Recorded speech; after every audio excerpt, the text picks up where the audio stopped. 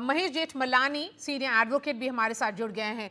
महेश जेठमलानी, ये सवाल ये है कि हिंडनबर्ग अब डिसबैंड हो गया है, लेकिन आप इस खबर को कैसे देखते हैं? मेरा सवाल ये है क्योंकि ये सिर्फ अडानी ग्रुप के लिए नहीं है। हिंडनबर्ग क्या पता फ्यूचर में किसी और इंडियन कॉन्ग्लोमरेट को टारगेट करता, तो ये तो इंडिया ग्रोथ स्टोरी पर इंपैक्ट होगा ओवरऑल। देखिए, हिंडनबर्ग को तो सबसे ज़्यादा अहमियत तो अदानी ग्रुप को तो है ही। उनका जो भूमिका था इसमें, उसका डायरेक्ट इम्पैक्ट जो था वो अदानी ग्रुप पे था। लेकिन उनके पीछे जो है, उनके जो मास्टरमाइंड जो थे, जैसे जॉर्ज सोरोस और द डेमोक्रेटिक डीप स्टेट, वो एक्चुअल कल्प्रिट्स है इस मामले में। और वो क्या करेंगे, उनका भविष्य में एंटी इंडिया स्टेप्स क्या लेंगे, वो अब तक देखना है। मुझे लगता है कि जो ट्रंप एडमिनिस्ट्रेशन जो आ रही है, जो 20 तारीख को गद्दी पे बैठेंगे, वो उनके खिलाफ बहुत गंभीर कदम उठाने वाले हैं, क्योंकि वो रिपब्लिकन पार्टी और डोनाल्ड ट्रंप के खिलाफ भी थे। और शायद समय आ गया है जब हमें थोड़ा ठहर के देखना चाहिए कि आगे के इवेंट्स कैसे अनफोल्ड होते हैं 20 तारीख के बाद। जी, भारत क्या करे कि फ्यूचर में अपने निवेशकों और बिजनेसमैन, बिजनेस हाउसेस, कंग्लोमरेट्स, इन लोगों को प्रोटेक्ट करे? क्या करना चाहिए कि उनकी सुरक्षा हो? भविष्य में हम कौन से कदम उठाते हैं अपने इंडस्ट्रीज को ऐसे शॉर्ट सेलिंग से बचाने के लिए, वो सबसे अहम सवाल है। वो देखना है कि सरकार अब क्या करती है आगे चल के, और वो करेंगे भी, मुझे कोई शक नहीं है उसके बारे में। कि जो 2 एपिसोड, एक्चुअली शॉर्ट सेलिंग का तो एक ही एपिसोड हुआ था, दूसरा एक जो अदानी के खिलाफ जो कदम उठाया गया था वो डीओजे थे, और वो भी रिज़ाइन हो चुके हैं। वो वहाँ के जो डिपार्टमेंट ऑफ जस्टिस का मिसयूज़ हुआ है, दुरुपयोग हुआ है, हम सब जानते हैं। लेकिन ये एक ही शॉर्ट सेलिंग एपिसोड हुआ है और काफ़ी नुकसान पहुँचा गया है, और उसके लिए मुझे कोई शक नहीं है कि हमारी सेबी और बाकी रेगुलेटरी एजेंसीज और अमेरिका के मदद के साथ हम जो भी रिस्पॉन्सिबल है इस घटना के लिए, वो सबको न्याय दिया जाएगा, लेकिन सज़ा दी जाएगी, और जांच होगा और सज़ा दी जाएगी। जी, लेकिन डिसबैंड होने के बाद क्या एक्शन लिया जा सकता है? डिसबैंड होने के वजह से इसका मतलब नहीं कि पुराने जो इनके अपराध हैं वो वाइप आउट हो जाते हैं।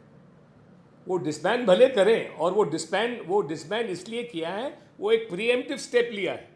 वो आगे से ही अपने आप को बचाने के लिए ये कदम उठाया है।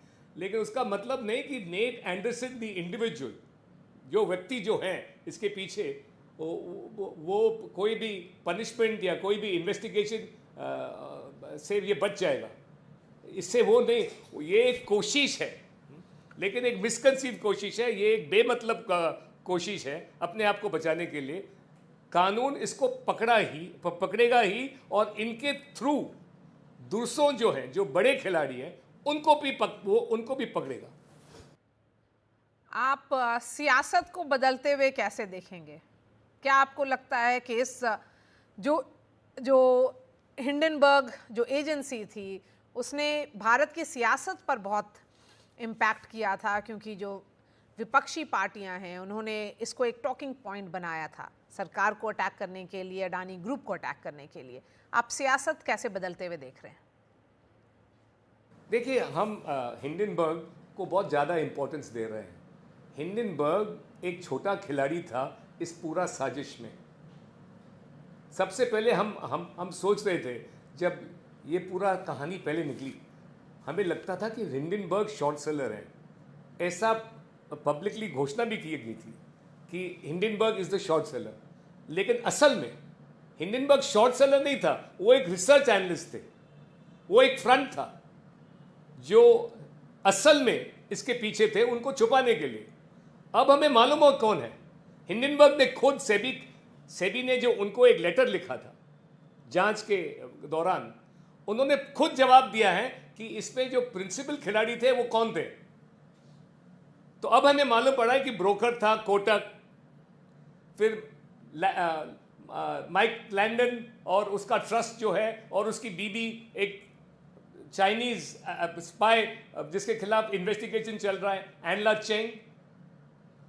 तो मुझे लगता है कि नेट एंडरसन और हिंडनबर्ग को हमें ज़्यादा एम्फोसिस नहीं देना चाहिए। जैसे मैंने कहा, वो सिर्फ छोटे खिलाड़ी हैं जो रिसर्च किए थे, जो एक रिसर्च रिपोर्ट बनाए थे, और वो भी रिसर्च रिपोर्ट, मुझे कोई शक नहीं है कि जॉर्ज सोरोस ने पूरा इनपुट्स दिया था उनको।